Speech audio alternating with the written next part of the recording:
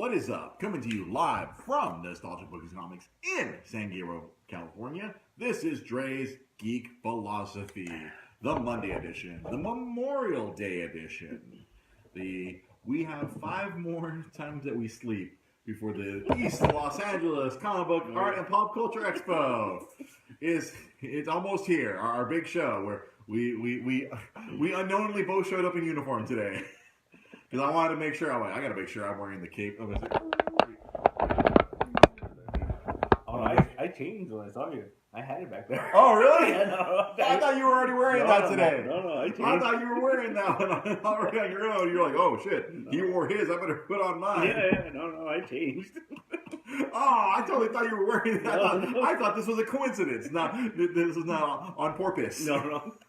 We're both wearing our 2018 East LA Cape shirts because the 2019 East Los Angeles Comic Book Art and Pop Culture Expo is this Saturday. Coming up June 1st, El Gallo Plaza. We'll talk more about that later in the show, but make sure you go to @eastlacape.com. If you're one of the people who only watches the first minute of this show, when I share this all to all the Facebook groups, and you're in the East LA area or in the Los Angeles area, you can come over to the other side of LA. It's a Saturday. There won't be that much traffic.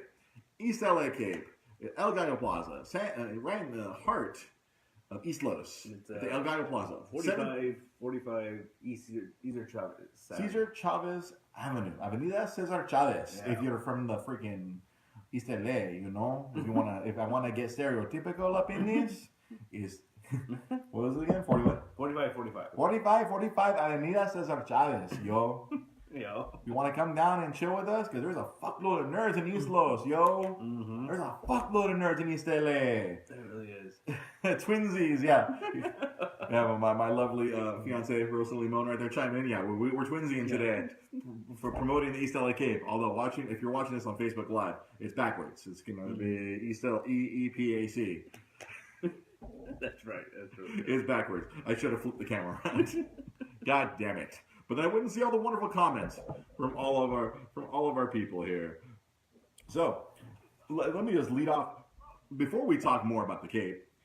The Sonic the Hedgehog. I know this is a subject that actually bothered you when we talked about it last time because all the nerds were outraged that Sonic looked too human.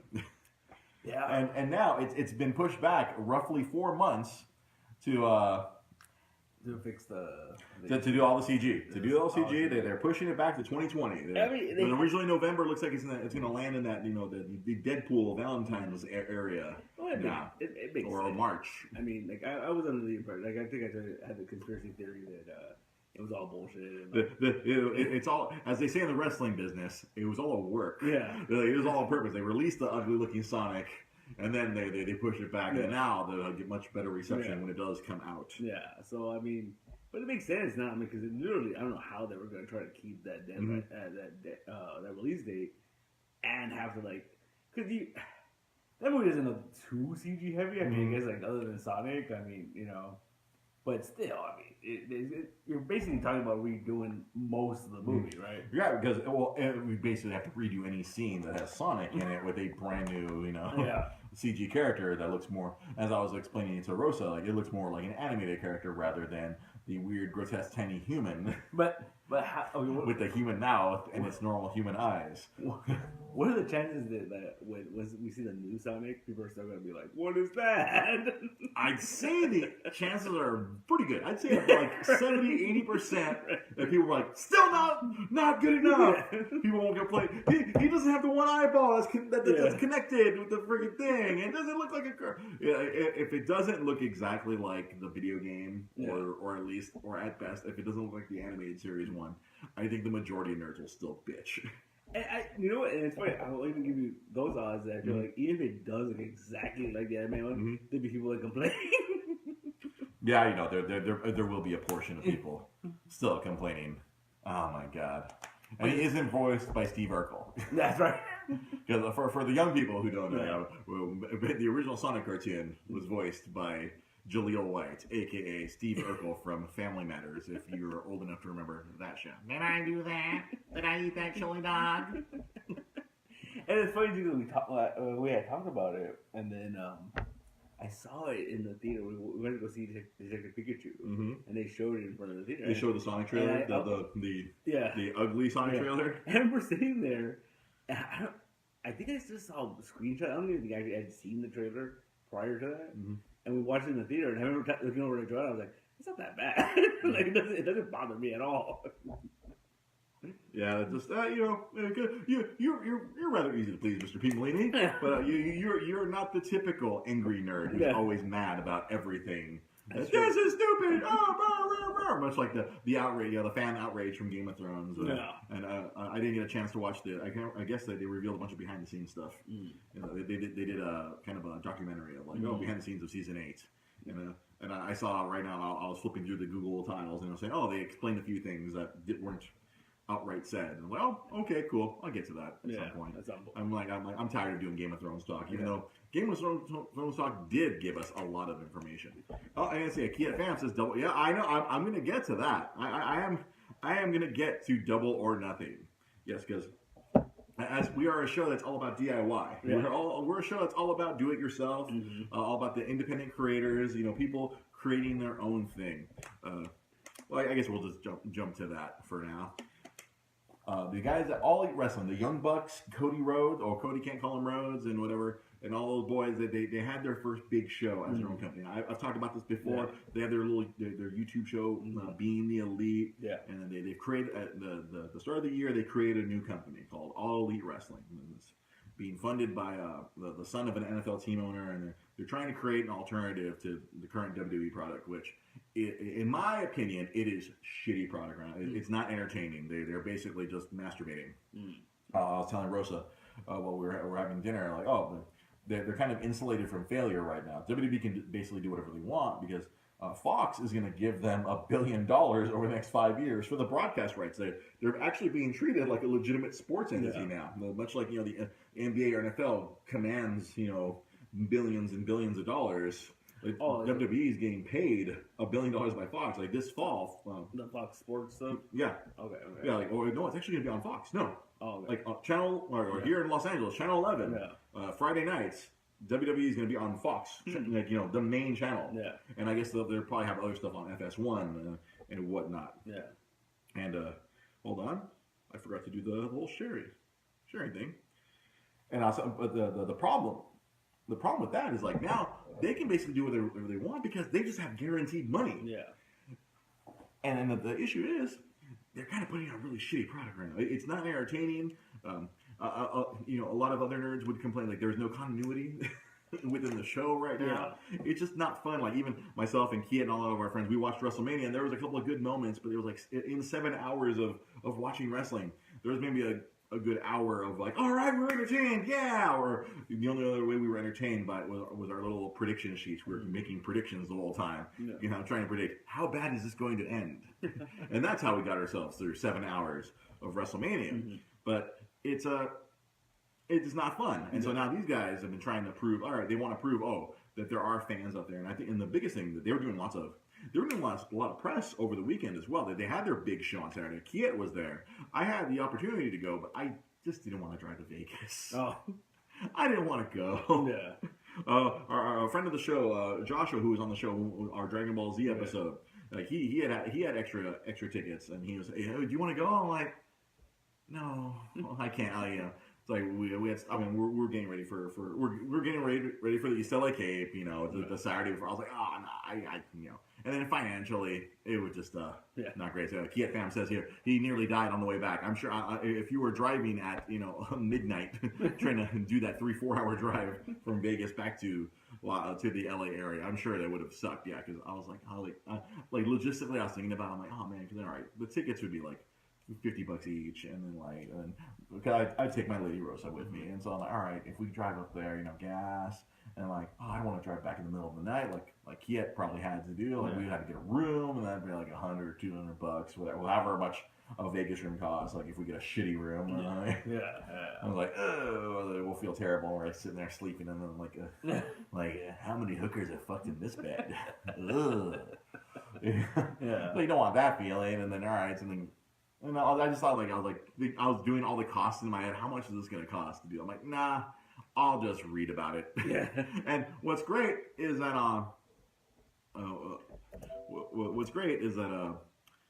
on YouTube, you can just find highlights. There's people who just grab the stream illegally and before it gets taken down. Oh, cool. There's a guy they condensed the 4 hours into 40 minutes and it's just all the highlights. I'm like, okay, cool. This is good enough for me. Because if you want to order the pay-per-view, oh my God, it was like $50. This harkening back to they really brought wrestling back to the 90s, like back when we had to pay $40-$50 for pay-per-views. Like, holy Jesus! All right, give me 1 second. Boom. Should have done this earlier, but here I am doing it in the middle of the show. There's a great podcasting right here. Great podcasting. That'll be good enough. So yeah, that whole show happened. But what's really cool is I'm saying, Kiet says here, let's just say at the hotel the walls are paper thin. Oh, I bet poor Kiet had to hear other wrestling fans celebrate in various ways. Because that's the great thing about this new company is there's a lot of female wrestling fans. Where like in the olden days, it was very much like 90%, 10%. Yeah. Like and all the independent shows, like the shows I've taken Rosa to, like New Japan Pro Wrestling, Bar Wrestling, even if you go to PWG or whatever, the dynamics. I've said this before on the show. It's gone from like 90-10 to like it's kind of 50-50 now. Yeah. There's literally an equal number of females to dudes at these shows. So I bet what Kid had done here, really, probably a lot of people celebrating the arrival of Dean Ambrose, former WWE wrestler, who he literally just quit WrestleMania. He quit. He walked away from his contract. He debuted last night for this other company. Because that's the other thing people are realizing that just because you're paid a lot of money, that doesn't necessarily mean it's a good job. I'm sure a lot of people can relate to this. You could be making a lot of money at a job. Dre at Disney. You making a lot of money, but be incredibly unhappy, which that was Dre at Disney. I was pretty unhappy. I had a shitty boss. Yeah. And right now in WWE, there's a lot of wrestlers who are unhappy because their boss is really shitty. Vince McMahon, I don't give a fuck. It's still 1989 in my brain. What do you mean women have rights? That's basically what's going on in crazy old Vince McMahon. And you see all these things about how people I guess one of the wrestlers was saying the problem with this man is it's not that he doesn't take any ideas, he takes everybody's ideas and he's like listening. Okay, he takes everyone's suggestions. So professional wrestling is predetermined. We never use the word fake because I've seen too many wrestling injuries. I've shown you too many videos of people getting hurt. Like wrestling is not fake, but it is predetermined. It is still a story. Nothing unlike watching a TV show or watching a movie. There is a predetermined outcome. But what's happening is instead of having these scripts that are written and prepared, there are times in WWE where they are literally changing the script right before they go live on television. Kind of like what I do all the time. And that leads to creative frustration. That's why there's one wrestler. He's a champ. This guy, he was Dean Ambrose in WWE, and then he walked away from his contract because he was not creatively fulfilled. He's like, nope. And then they're offering him here's a shitload of money because they're about to get $200 million a year for the next 5 years. And then the Saudis keep giving him filthy blood money every 6 months to go as I'm sure you saw in John Oliver. The filthy Saudi blood money every 6 months. Here's $50 million. Bring all your old wrestlers out of retirement for the enjoyment of our princes.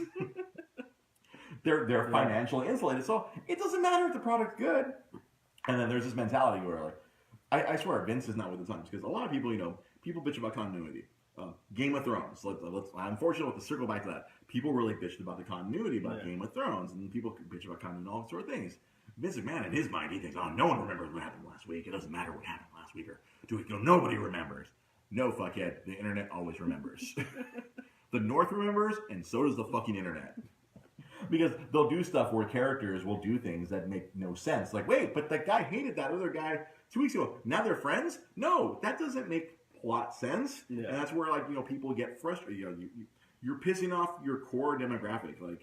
It's bad enough to try to get a casual person to watch because back in the 90s, everyone was a wrestling fan. Everyone loved Stone Cold Steve Austin and The Rock and Goldberg and all that stuff that was going on. There was 2 companies and everybody was all people were really into it. I remember because I've always been a wrestling fan, and I remember that was the time where everyone's into it now. This is weird. I used to have to hide this from people. Yeah. I'm like, it's okay to be a wrestling fan now? Much like now, it's like, it's okay to like comic books? What is this world that I'm in? But now, like, a lot of those fans have disappeared. And that's what this company, AEW, their main focus is trying to find those people who liked wrestling in the late 90s, early 2000s. They're doing that in their press. Like, oh, we want the lapsed fan to come back. We're trying to be exciting. So this show that they did on Saturday night with, the two brother Cody fought his brother Dustin. They had this really crazy match, and his brother Blood Buckets. It was really crazy. Yeah. You're like, oh, and then like you had all these super athletic matches, and then you know these other super violent matches, and there was like this really cool flow. Like if you're into professional wrestling, the show was really good. I'm hoping that they do eventually do like a little streaming service, and that way I can just go back and watch the whole thing in its entirety. It was great because they did the first hour for free on YouTube, and I watched that, and that was a lot of fun. And that's the cool thing about these guys.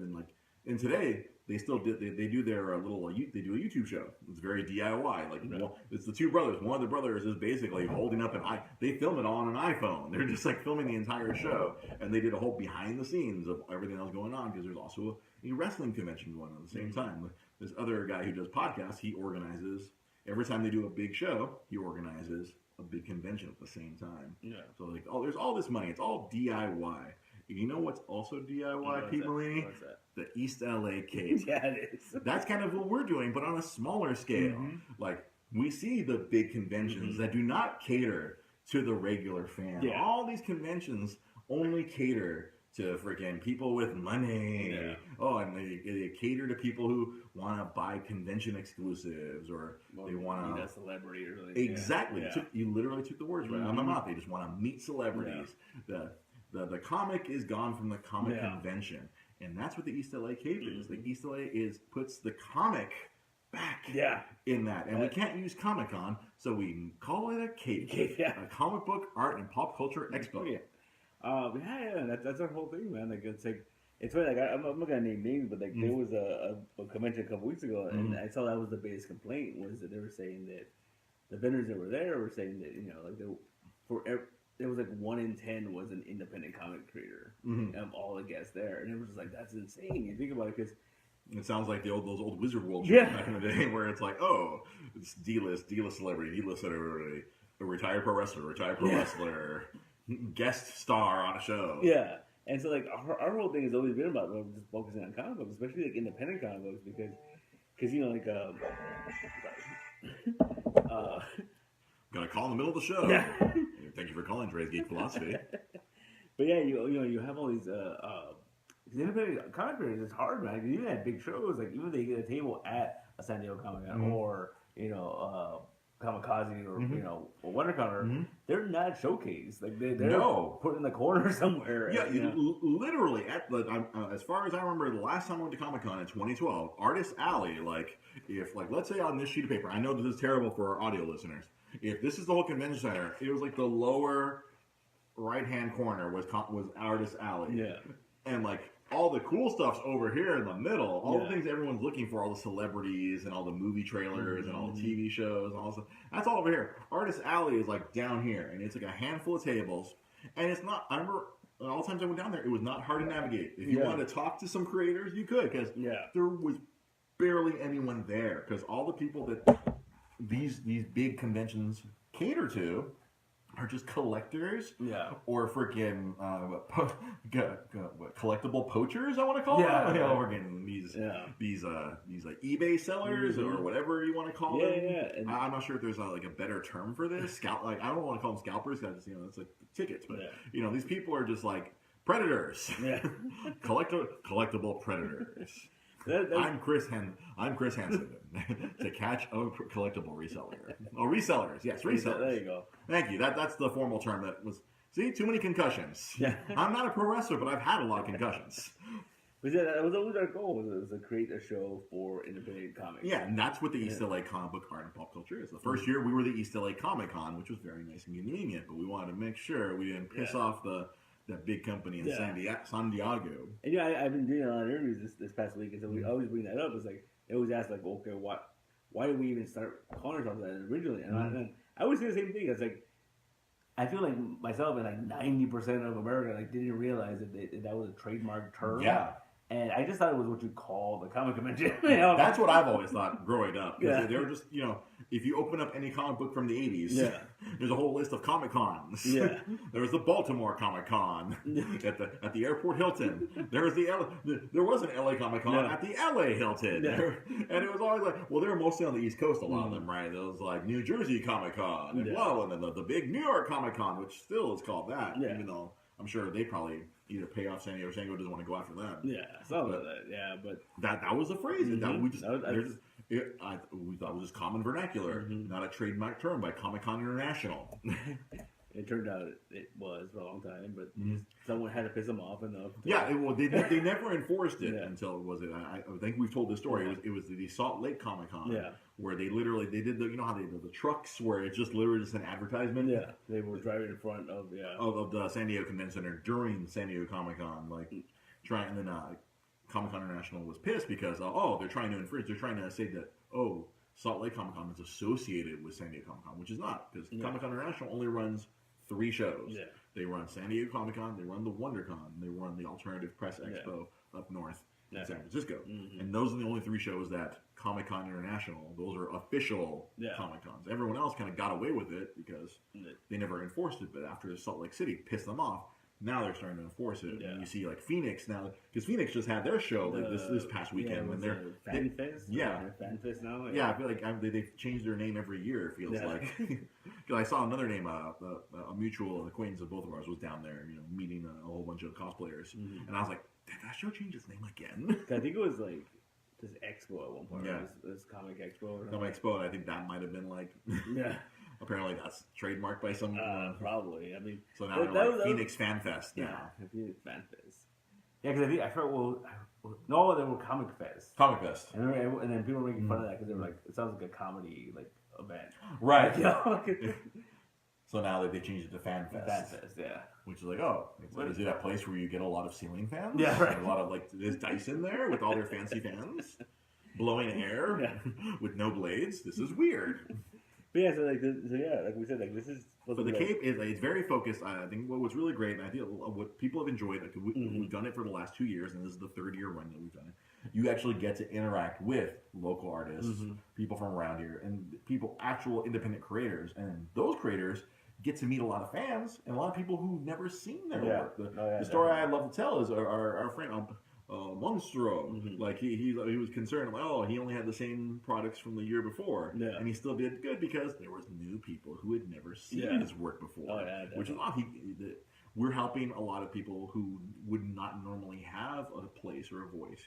They would get lost in the shuffle at a big Comic Con. At our show, they are the focus. All these people, and there's a lot of other independent creators, people who create things. I always go back to that. The Street Dreams guy. Yeah, that guy has really cool stuff. They're all the perler beads. And then we have I always trip out on his stuff. He has all kinds of cool stuff. He has he's had a big booth at both of the shows, and I'm like, whoa, that's really cool. I don't have money to buy that kind of cool stuff. I'm like, but they're doing well. Oh yeah. Hey, he's coming back. They're coming back this year. He's coming back again this year. Yeah. He's cool. And then a story that I really wanted to tell today was when we went to promote the Cape at the Long Beach Comic Con this past in September, I think, or August, September, right? It was September. Yeah. We did that show, and then we saw other people from our show there. It's cool. People who probably would not have gone out on their own and done it. They got to learn how to do it. They got confidence from me. They succeeded at our little show. Now they're trying at a bigger show where they might not have tried that. Definitely. We help give confidence to creators as well. Yeah, because that was the one thing I really enjoyed to find out. I didn't even realize that. It never crossed my mind the first year. It wasn't until the second year I found out that a lot of these people that I would start following them because they did the show. You see all these events they were doing. And then when our show came around again, they'd be like, "Oh yeah, I'm returning. This was my first show." Yeah, that's where they got their start. Yeah, and that always trips me out. I was like, "Oh wow," because they were just, I don't know. We help make their break. Yeah, right. It's a lot of fun, and it's for the community, both the geek community and the surrounding community. It's both, because there's a lot of local Hispanic artists. I mean, we don't want to take that claim. Our friend Javier Hernandez, he's the Latino Comics Expo. Our show, it's very. We're very inclusive. It's everybody. Yeah, everyone. Yeah. Anyone and everyone who is a creator in the Los Angeles area. It's not just East LA, but it's all of LA. I mean, it's located in East LA, but it represents Los Angeles as a whole. We have vendors coming from all over, right? Mm-hmm. Even some from out of state, right? Yeah, some from like Portland and Seattle, and like it's crazy, man. I think that's kind of like the thing that trips me out the most is that we have people coming from out of state. Like when we first started doing this, I always thought it was gonna be like, oh, I live in the area, I'm gonna come and do this thing. Not I'm coming from Orange County to do this thing. Right, exactly. Because we're fortunate in Los Angeles. Yeah. There's a lot of creators who live in this area, especially like up in the Pasadena, Burbank area, because you have a lot of animation and a lot of Marvel Comics is based up there now. Yeah. DC moved their operations from New York to here, but then a lot of them have been like remote here. Yeah. Like Wildstorm originated in Orange County and then moved up here. There's a lot of. We're always hearing stories like Tim Sale, the artist famous for Batman Long Halloween. He lives in Pasadena. Yeah. He goes to one of our the shops that we're friends with up there. There's a lot of people in this area that who do create comic books, and create all this stuff. So it's great to the people who are not super famous get a venue to show their wares and to and it's not even just about selling their stuff. It's about creating new fans. Yeah. It's not even just that initial purchase. It's about them getting discovered by people, and then it's not even just that purchase, but it's having someone follow them. Yeah. Because I'm sure it's like even social media wise, all these people picked up lots of followers, lots of fans, lots of people who now is like, oh, cool, I like that work. When Rosa, she showed up for the last hour, and she was walking, and she saw so much cool shit, and it just blew her away. I remember that one artist who who was hidden behind the pillar in that one room, who apparently did the best out of everyone in that room. Yeah. Even though she was, it was a testament to it's not about where you are in the show, it's about how you interact with people. If you're engaged with people, then you'll get a lot more sales. Or Javier Hernandez, he did the show for the first time last year, and he loved it. He was just like. I recall how he was over the moon. Yeah, he was so happy. He's like, I want to be there, back at that same. He wants to be in that exact same spot at that same venue this year. And I'm sure you've accommodated him as a friend of the show. Friend of the show. Yeah, no, definitely, and it's really fun, man. And we're always experimenting with it. We're always playing around. Like the first year, it was just the one hall thing. And then in the second year, we went outdoors. We expanded to we went from 60 something vendors to almost 100 vendors the second year. And now this year, we're trying to now it's somewhere in the middle because now we're at 90 something. But we have this year we have panels. We have panel rooms. We have a panel room, and we have we have a room with special guests. Yeah, right. We have a special guest room, but it's the Women of Glow, the gorgeous ladies of wrestling. They've obviously experienced a resurgence with the Netflix show, so now they're turning around, and we managed to one of our guys managed to rope them in to do an appearance for us here. So they're gonna it's kind of crazy, man. I think we have it's gotten so big. We're gonna have to build our own convention center. We keep making that joke that we're gonna have to find some some empty warehouse and convert that into the East LA Convention Center. It's getting there. It's really getting there. Just to accommodate, because you get all these people who apply to become vendors for the show. It's you have to turn away a lot of these people. Yeah. But it's cool. It's still reasonably manageable, but right. I think it's just it gets bigger every year. We keep experimenting. We keep my favorite thing is that first year, right? It's we honestly didn't expect more than 500. If 500 people show up, that was gonna be success. Yeah. All right. I've been doing all these interviews last week, and I keep telling people, if 100 people showed up, I would have been happy. Right. I would have been oh, cool. Because it was all grassroots. Yeah. It was all we didn't know it was going to happen. We didn't put up a billboard anywhere. Yeah. It wasn't any crazy marketing. It was just it was all DIY. Social media. All and we had almost 3,000 people show up that first year. And, we were not. I had to corral all that. We were not prepared for that at all. That poor venue was overwhelmed, and then last year we had the weather issues, but we still had almost 1,000 people show up last year with rain and Mother's Day and all sorts of we had all these things working against us last year. We still put 1,000 people in that place. Yeah, that was crazy. Yeah, it's this year, it's maybe we'll be somewhere in the middle. That's I keep telling Pete. We've been doing all the planning for last year. It's if we land somewhere in the middle, 1,500 to 2,000 people, where it's not super crowded, year one where it's just a big sardine can full of nerds. And then year 2 was like, this is not as crazy. Like everyone's kind of like, but everyone like the point I always want to make from last year, like all the vendors still did really well because now there was space to walk around. I think the first year we're jamming people in there, but I think people were just coming out as quickly as they were going in because like, I can't walk around. Yeah. There are so many people in here. Yeah. And like last year, people were able to spend because they were able to spend a lot of quality time with the people walking through and spend the money. Yeah. And that's another thing too that we always talk about like that. That's very important. It's something that as long as we can, it will never change. Is the fact that like it's free admission. Mm-hmm. Yeah, it's free admission, and we really want to push that because one, it helps. You can bring your whole family. You can bring all the family. Everyone, no one. Yeah, because everyone gets included, and it also helps if you don't have to pay $20, $30 to get in. That's another $20 that you can spend on the creators inside the venue. And I think that's always a big thing. I think it's lost on some people. Yeah, it gets lost. It's like, wait, we're trying to get as many people to come in. Yeah, because trying to go, like if you try to go to Comic-Con, like if you let's say San Diego Comic-Con, it's like $100 something for the 4-day pass, or it's like come to the point where it's like $40-$50 a day now. I think it's closer to 200 now. 200 for a 4-day pass? I think so, yeah. See, that's how out of touch I am. Like, I think the last time I paid for a pass, it was like $120 for the 4 days. No, yeah, I think it's... That was 7 years ago. I'm pretty sure it's like $200 now. That's insane. Yeah. And like, if you want to go, because I still, now that, it's funny now that comic books are so in vogue, there's all these people who never thought about going to Comic-Con, now that all these people I talk to, they want to go, and I'm like, no. I'm like, don't. Yeah. I'm like, find smaller shows. No. There's other shows you can go to. Yeah. That's just like, there is no joy to be had there.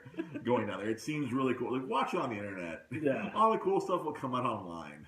Yeah. All the stuff, all the reasons why we would go before in the olden days is just like, your thumb is gonna hurt from clicking on the people counter. Oh yeah, I gotta find my old people counter. I gotta find the people counter I had last year. No, that's right. It's gonna be fun, man. I think people are gonna be real excited. I mean, so the free admission is such a big deal. Yeah. You can bring everyone. You don't have to because it's like some of those shows. Like if you try to go to like whatever Ace Comic Con now when they come around or whatever, like it's like $30 a head. You have a family of 5. That's $150 or that you're already shelling out just to get into the doors. Like we're providing you a classic comic convention experience. Yeah, not unlike the experiences that we had when we were younger. Yeah, when we go to the Marriott or the LA Hilton, downtown LA Hilton, downtown Hilton, or the airport Hilton. I love was it the first year when we were putting the tables out, and I remember the first year I was very wary, like up into the day before, where I was like, we're really gonna do this, okay, right? And I think once we put the tables out, I'm like, all right. This looks like a Comic-Con from the 90s. I had a big smile on my face, and I was like, no, that's all I wanted. I remember the first real con I went to was with the original boss of Comic Galaxy. There was one day where we just left the other guy at the store, and we went to, I believe it was like Pasadena or something. We went to the Pasadena Convention Center. Yeah. And then it was a full convention because he wanted to go walk around and go buy some stuff for the store, and I was like blown away. I was like, although back then I was still when the trading cards are still a really big thing. Yeah. It was like half comics, half trading cards. Yeah.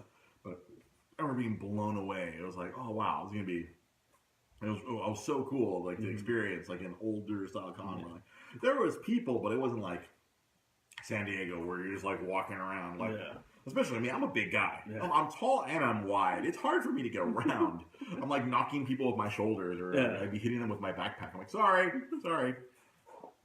And as Rosa notes, because Rosa, my fiance, is also on the committee, we're gonna try to live stream because we're gonna have this year a new thing. We're gonna have panels. Yeah. Something we've been trying to figure out. That's been I think we're still trying to figure it out, so we'll see. We're 5 nights away from the show, and we're still trying to make sure we have panels. Yeah. Is it gonna have to be? I'm gonna have to do a panel impromptu. It might be. They're gonna have to summon me all right, we're doing a live Dre's Geek Philosophy right here from the East LA Cape. Oh, I didn't want to have to do that because I figured I'm gonna have other responsibilities during the show. We'll see.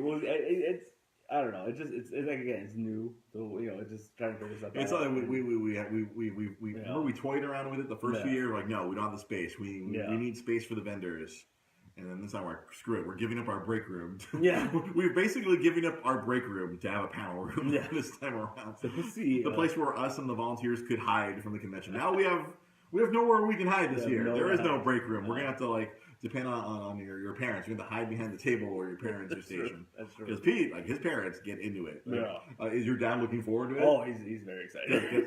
Because Pete's dad, because we're going to have, because like last year, every year we have a shirt. Yeah. The first year shirt was cool. Second year shirt, I thought this shirt was pretty awesome. Yeah. We have the new shirts are over there. We're not going to show them. You got to come down to the show and see them. You want to see the shirt? You want to see the 2019 East LA Cape shirts.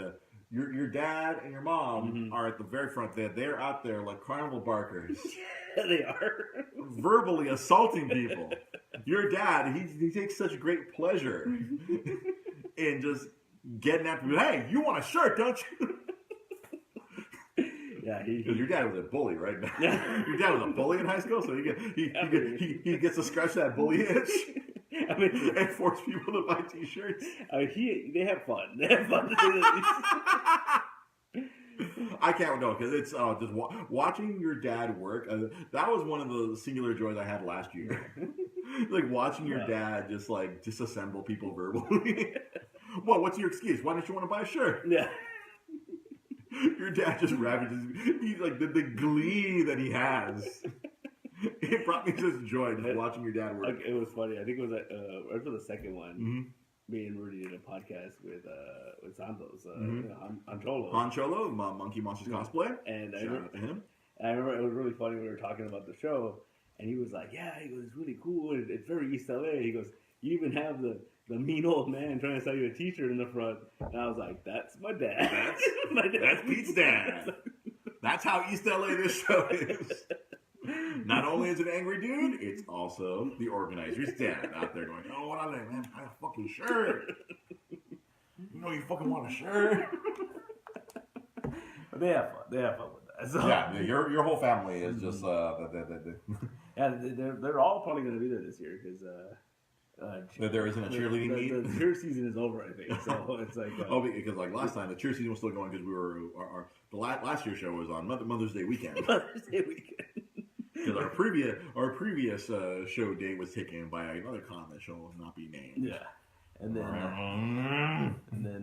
we wanted to avoid Memorial Day weekend. Yeah, that's not a good idea. No, I think it's a good idea because it was fucking raining all fucking weekend. As I drove the rain on yesterday, I was like, "Fuck, man! I'm glad we didn't." I'm glad we didn't do the show this weekend, and two, fuck, this rain better stay the fuck away. Next Saturday. Yeah. Fuck, man. That's all I can think about. I was driving. I was doing errands yesterday. I was out buying stuff.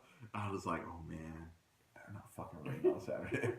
I mean, I keep looking. I keep checking. And it gets a little cooler, but it doesn't look like rain, so. Well, let's use the handy-dandy the handy Apple weather app. It says right now Saturday, high of 70, low of 57, partly cloudy.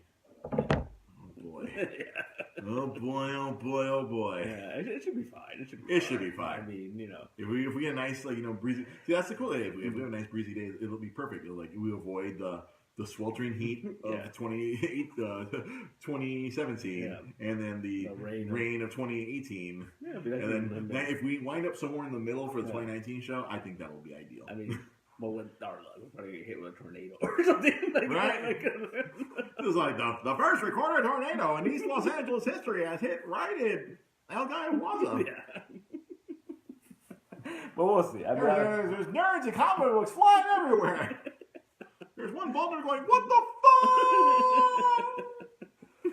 Yeah, I just think it's there's always something. There's always something. Yeah. There's always got to be a twist or some sort of curveball to cause us a little bit of a anxiety, stress, whatever you want to call it, day of show. Yeah, but it'll be fine. I think a year one, just being hot as hell and then seeing the line wrap around the block. Because that was so weird too. Because it was early in May. It was like what. That was just like 20. It was like the 20th, I think. It was 20th, yeah. But it was hotter than hell, dude. Like where did this heat come from? It has not been hot at all. And all of a sudden, I'm running back to my car for sunscreen. I'm like, oh shit, my bald head. I'm the cook. Yeah, and then it rained. It rained last year. It rained. Okay, it rained in the morning, scared the shit out of everyone, and it was gloomy the rest of the day. Yeah. The rain never came back. Yeah, but that rain scared the fuck out of everyone. Yeah, that was. It's like most of our vendors sell paper products. Yeah, so water and paper do not mix. I remember I had to do a last minute errand, and I was driving. I just got back to the house. Mm-hmm. And I was leaving the house, and one of the vendors called me, and she's like, "It's raining." I'm like, "It's not raining. I was just outside." I walked. I was like, "Oh shit, it's raining." It's raining. Oh shit, it's raining. And we're pulling tables in. Like Patrick was running around like, "Oh shit, oh shit." He's like working with the paper towels and like trying like, "Oh, let's wipe down these tables." Sorry about that. Well, unexpected downfall. Yeah, but it should be fun this year. It should be fun this year. It's later in the year. I mean, it's later. We'll see. We'll see. We'll find out the hard way. It'll be fun. It'll be fun. It'll be fun, and it'll be fine, as you always say. Yeah. It'll be fine. Exactly. So it's this Saturday. This Saturday, June 1st. 11 to 7. 11 a.m. to 7 p.m. If you are in the Los Angeles area, I'm sure my podcast listeners, I don't know if, well, we get a lot of listens during the week. If you're in the Los Angeles area, El Gallo Plaza, it's where Avenida Cesar, my tongue can just get out of the way. Avenida Cesar Chavez and the 710 freeway, right there. The kind of like a little bit of downtown East Los, kind of like, or Old Town. It feels more like Old Town East LA, right there. I think I don't know. It's called one or the other. I forgot what it's called. It might be Old Town East LA. Yeah, because all the architecture there is very old. Yeah, the building we're in is 100 years old. Yeah, so. the El Gallo Plaza. And then since everyone always likes to remind us, wasn't this a mortuary? Yeah. It's been year one, the whole day, like, wow, this place looks pretty good for me. It used to be a mortuary. It's not a mortuary anymore. Young ladies have their kids of years in here. People get married in here now. People get married in this place. Dre might get married in that place. I might get married in that place if we can swing a discount. If we can get old man Jesus to hook it up. To hook it up. Maybe me and Rosa will get married at the El Gallo Plaza.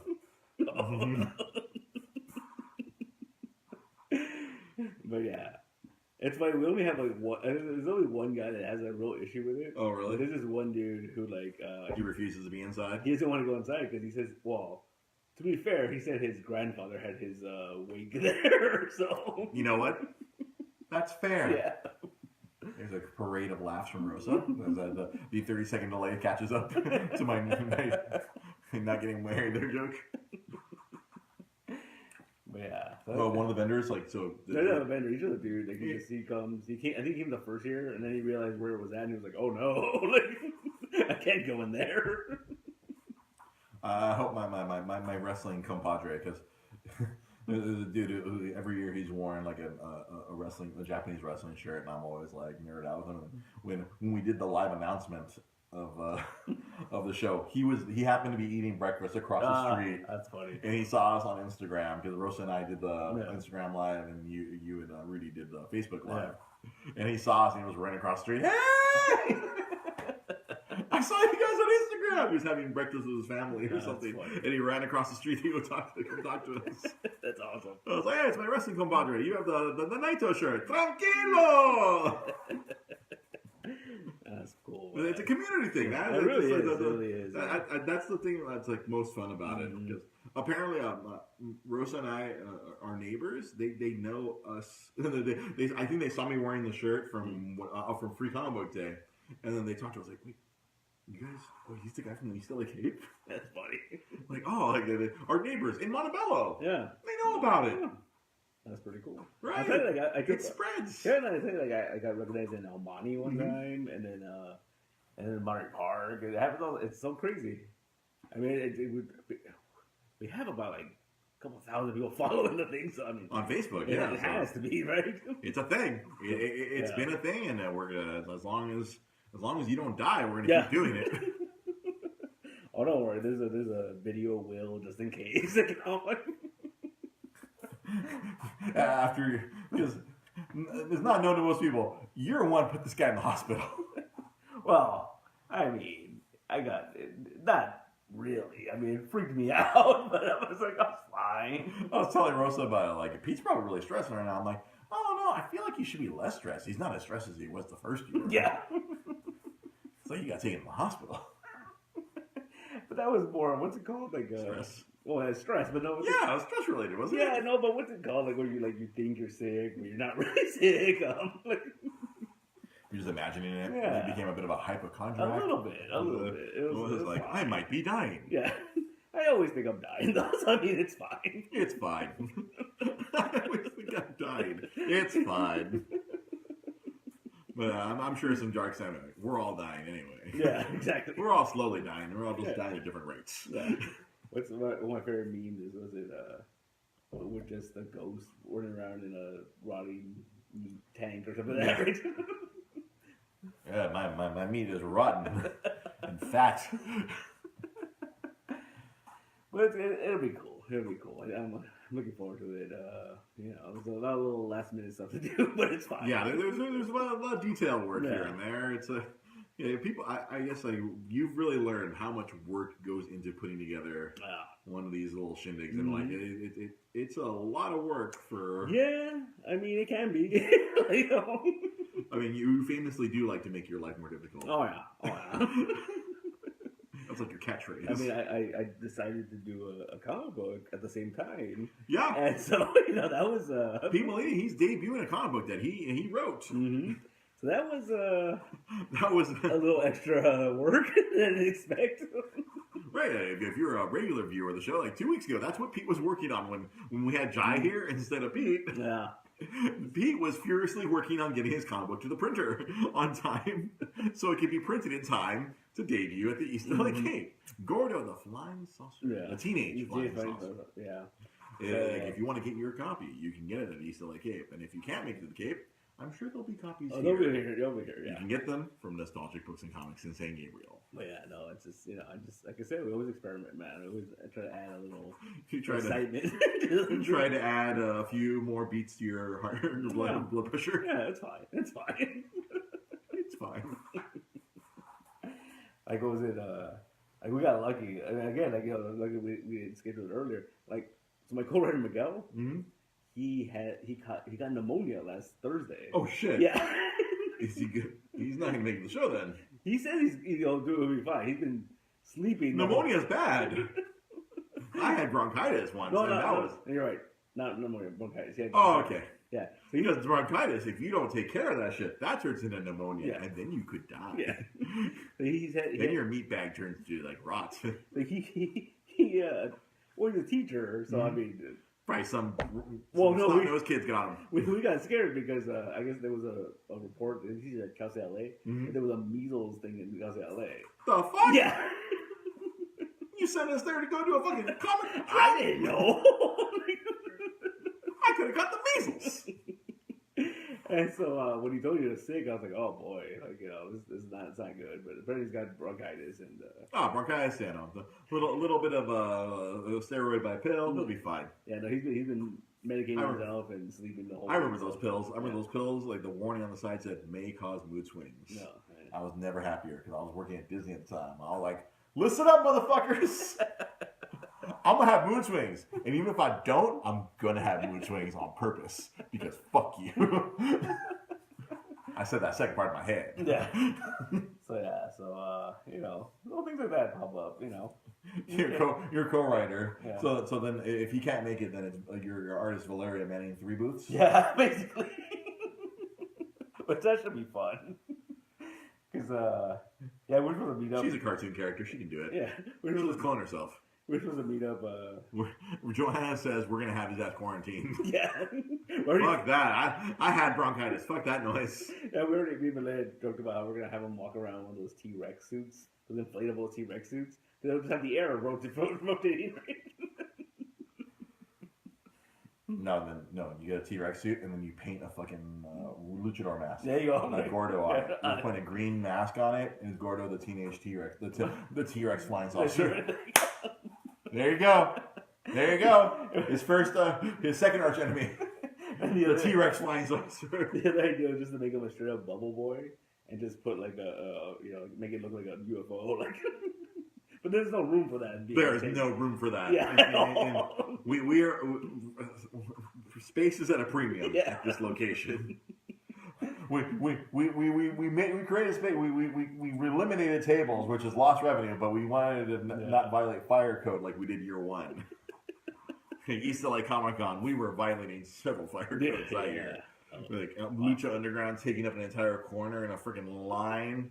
I had to freaking like banish the line to that side area. I'm like, no, all y'all Lucha Underground motherfuckers in line, off to the side here. You volunteer, usher them over there, ferry them. I think that was the word. Ferry them over. Yeah. Do not have them block the aisles. Do not, because all my years, I've worked a lot of comic book conventions as a volunteer and other conventions. So I always know your number one rule: don't be a fucking fire hazard. Yeah. Fire marshal can just swing on by and say, "Fuck this shit, close it down." Yeah. Oh yeah. No, we don't want that. No, we don't. That's like I feel like I kept yelling that in year one, didn't I? I'm like, no fire hazards. Yeah. I remember it was funny too. We had that. One thing is it something core the core members. Yeah. Myself, right? I remember I had to go get a table at the last minute, and I came back in and I saw all these guys in uniform, and they were teachers. I couldn't tell. Right, you weren't there when they showed up. Because something always happens each morning. Like I fully expect you to disappear again this Saturday morning. I'm planning. I'm prepared. Pete will disappear for anywhere from from half an hour to an hour and a half. The morning of the show. And I remember coming in and seeing all these people in uniform, and I'm thinking like, oh, did we get shut down? Did we get shut down already? Like, nah, these are the people my soul got. The youth corps or some sort of, they're all uniformed. We almost killed one. Don't say that. Well, not we almost killed one. I kept telling him like, no, take your breaks when you need to, and go back inside. It was hot, and they're in these uniforms. I'm like, go inside. You've been outside. I remember yelling at him, like, you've been outside this whole time. Get your ass inside, dummy. Why didn't you come in? Yeah. This isn't worth your life. This is a Comic-Con. It was pretty fun. We had, No wonder they didn't turn back last year. Yeah, no, brother. They almost killed a kid. God. It's so bad. It sounds bad when you say it that way. He was fine. He was fine. He was dehydrated. We had plenty of water bottles. Yeah, he was fine. I guess we better swing by Costco at some point this week. Yeah. In our non-break room. Yeah, I don't know where we're going to put. We'll figure it out.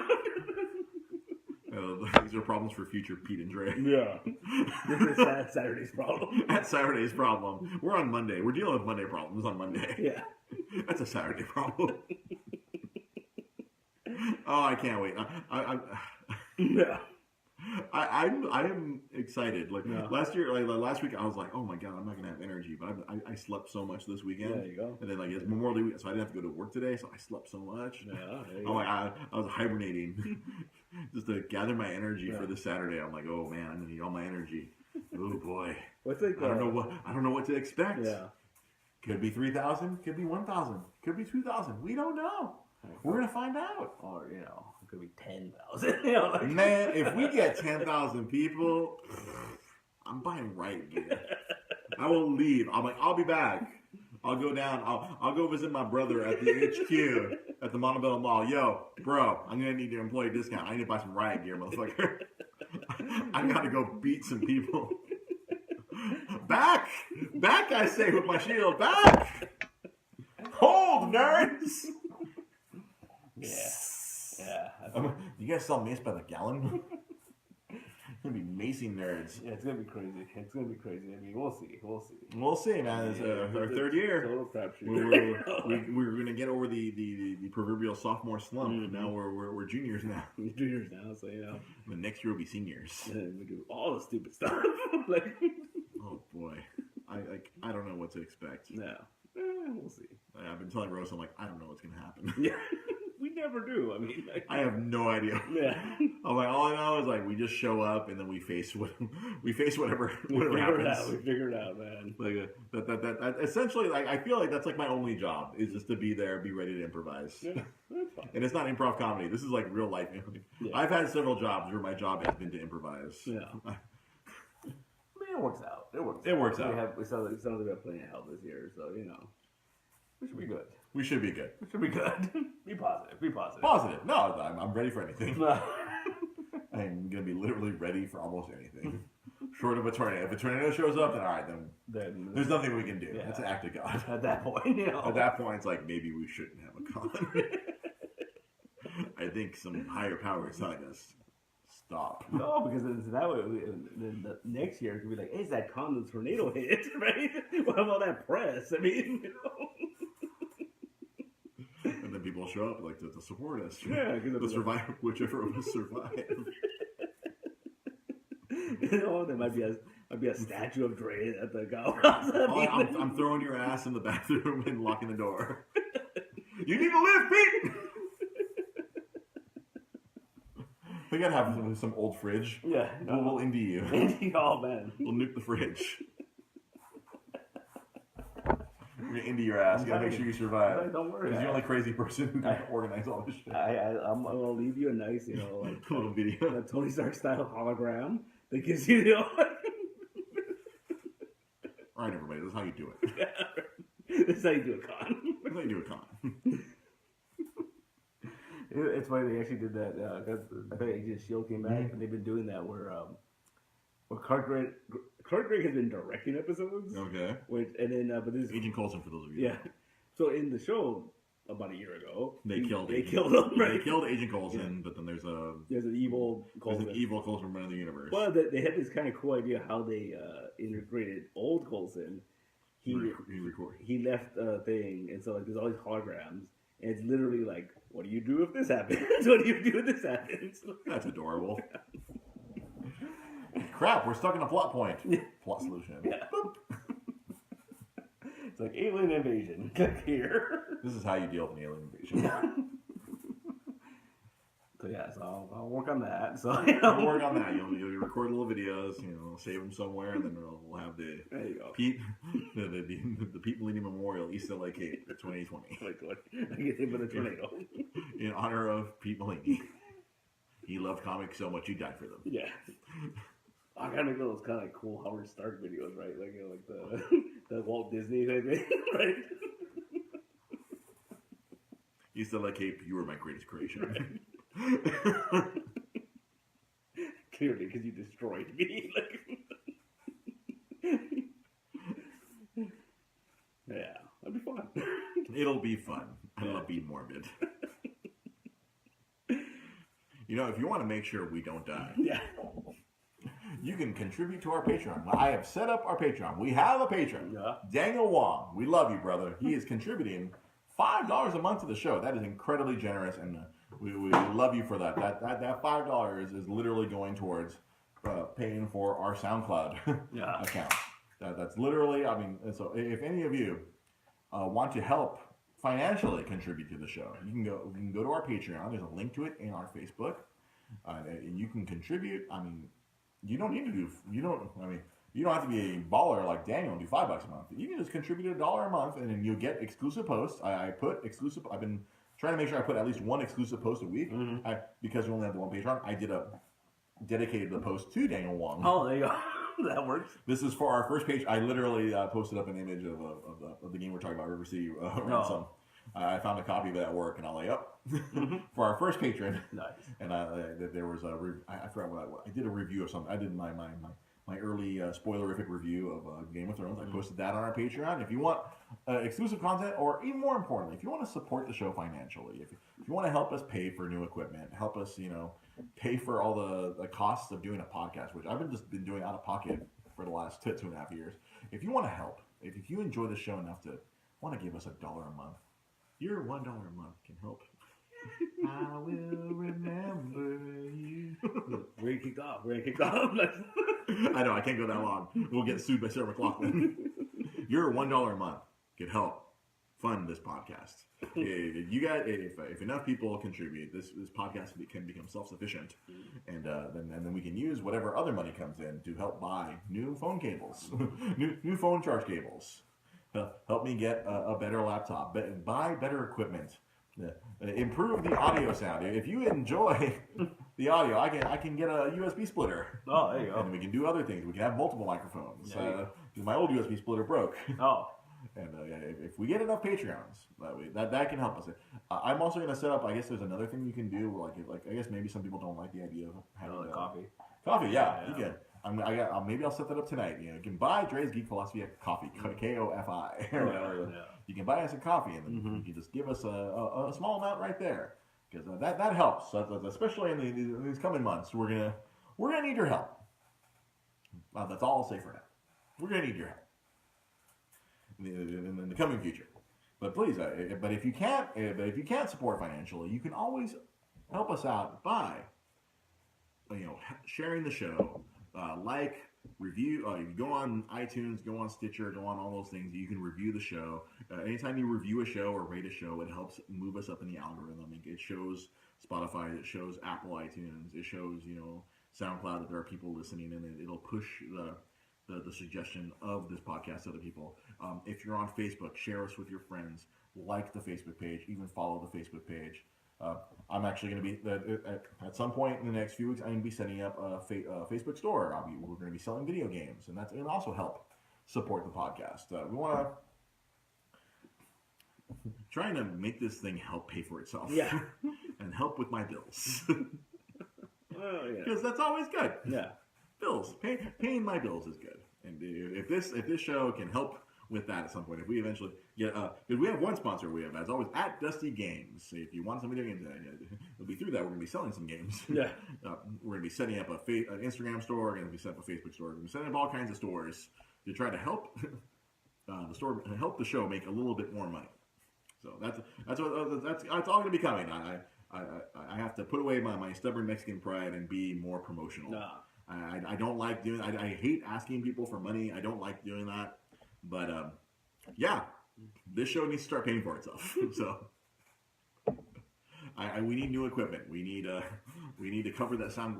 I've always subsidized the show by selling off Nintendo stuff. Yeah, well, and I'm running out of Nintendo stuff. So well, that's how it goes. It happens.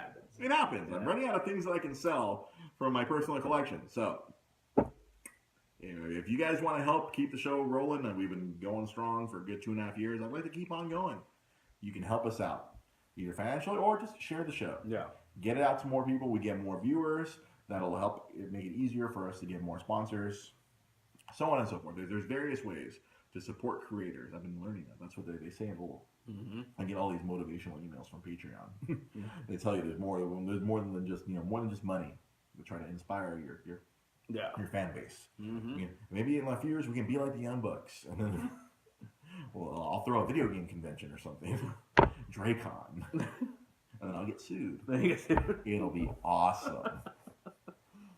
Thank you for watching. As always, you can follow me at DreGP Podcast. You can follow Pete at East LA Cape or at Nostalgic Comics on all social medias. Mm-hmm. Sometimes the Nostalgic Comics will need space or not. It depends. Just type in Nostalgic Comics on Twitter, on Instagram, on Facebook, and it'll come up. You'll see Nostalgic Books and Comics. I'll be fixing that soon. 2020 is the 10th anniversary of the store. Oh, really? So there's something in the works. There's a little something in the works. Yeah. 10-year anniversary. Is that 10-year anniversary of you owning? No. 10 years in total. Oh, 10 years in total of Nostalgic Books and Comics.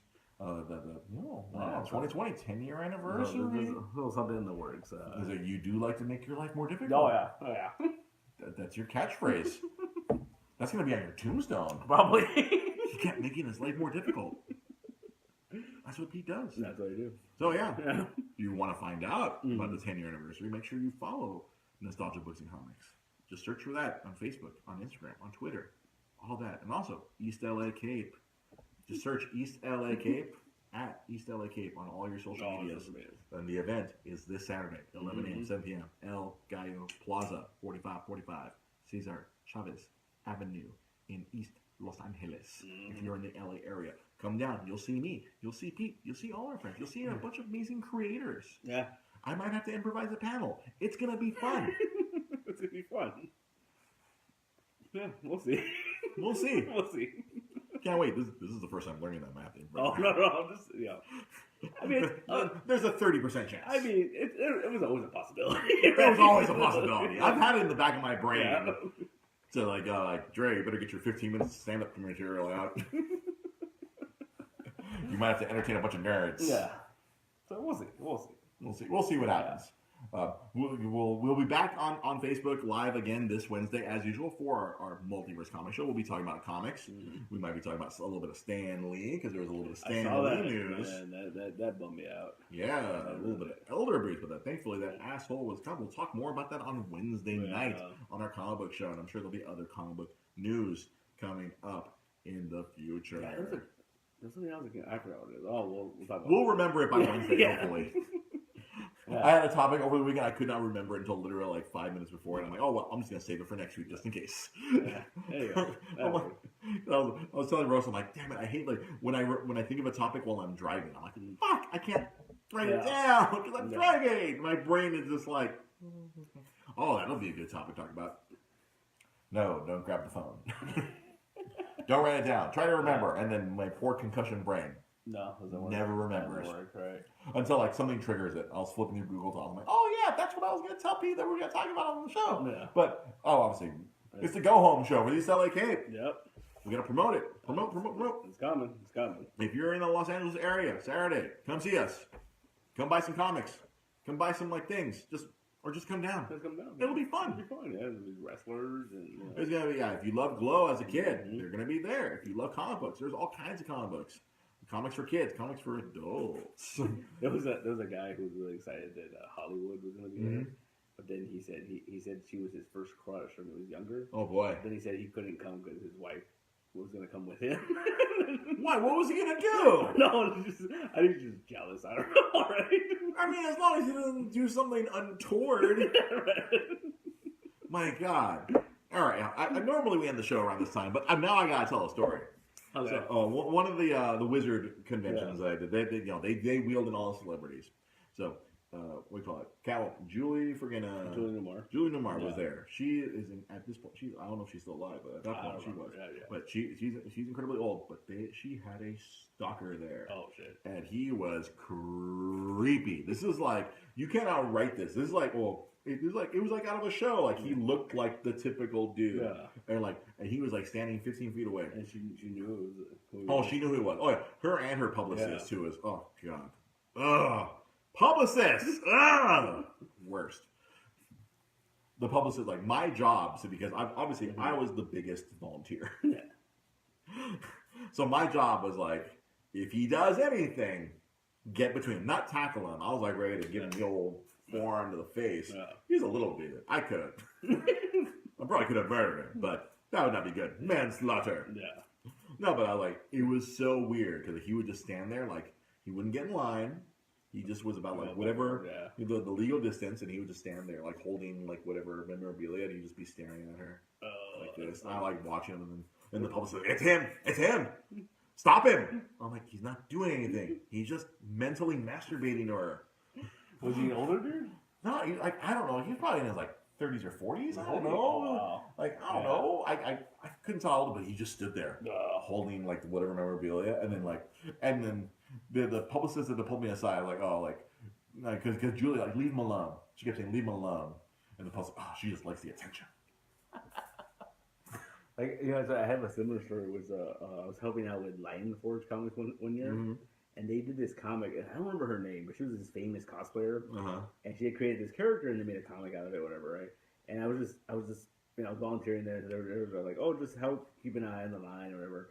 And I remember at one point just standing there, and this one dude in the line, he just caught my attention because there's something amiss with that guy. And I'm just like, what is this guy up to? And then he kept getting closer and closer, and then he had a box of flowers. And all that's going through my head is like... There's a gun in the flowers. We've watched enough movies to know. There's a big box of flowers like that seems out of place. He's going to pull out an automatic weapon or a shotgun and kill everyone. That's all that was going through. We've watched too many movies. And I was just I'm like, this isn't right. This isn't cool. And I'm freak out. But no, it was a box of flowers. But what was even weirder was the next day I went back to the show. And he must have gotten these on wholesale because he was handing out a box of flowers to a bunch of different cosplayers. Maybe he works downtown in the flower district or something. He knows a guy. Or maybe a pallet of freaking flowers fell off a truck or something. I don't know. I just remember it was so weird. And I'm like, all right. Some people, man, that's their thing. That's their thing. You know, my thing is buying comics and video games and some people, it's buying flowers for cosplayers. Yeah, I mean, staring at them from afar. And whatever works, right? who knows what goes on in the brains of these stalkers. Yeah, well, yeah. Whatever works, man. Whatever works. So, yeah, like you're saying, like this guy with Hollywood. I'm like, God, Yeah. just say hi. Don't do anything. I Don't show up in a trench coat and show her your dick. I mean, like, Yeah, you gotta keep an eye out for trench coats, especially because. Oh, man. Yeah. That is true. Oh, my God. Oh, here's what happened. Am I going to be in charge of security for that? If you see a dude in a trench coat, you're like, open it. You might see a lot of dicks.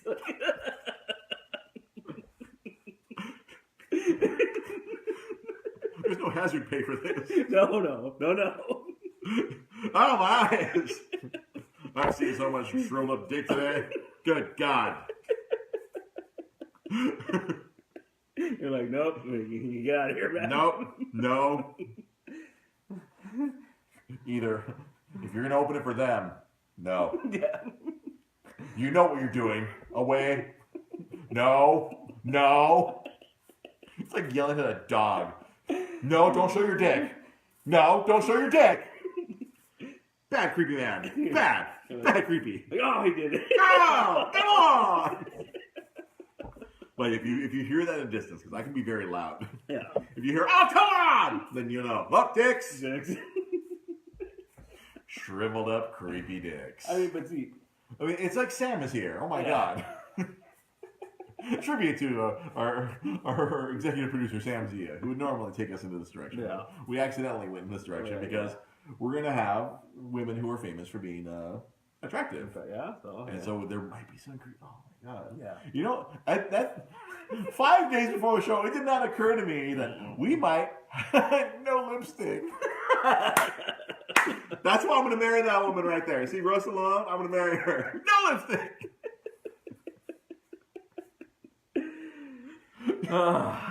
Put the lipstick away, bro. And this is the family show that you can experience every week here, Monday nights, 8 p.m. on Facebook Live, and also on any podcast app. If you listen to podcasts on Spotify, on Spreaker? No, we're not on Spreaker. No. We're on Stitcher. We're on Apple Podcasts and SoundCloud. Yeah. And I'm going to post this on SoundCloud right after we finish. Mm-hmm. All this quality podcasting.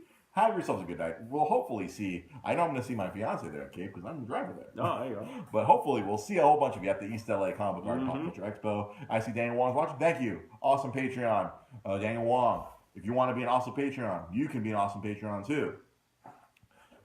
Patreon.com. Just search for Dre's Geek Philosophy Podcast. Send us money. Help, please. Or falafels. No. We really are channeling. Thank you, Daniel Wong. I had to do it. Thank you, Daniel Wong. And damn you, Sam Zia. Have a good night, everybody. Good night.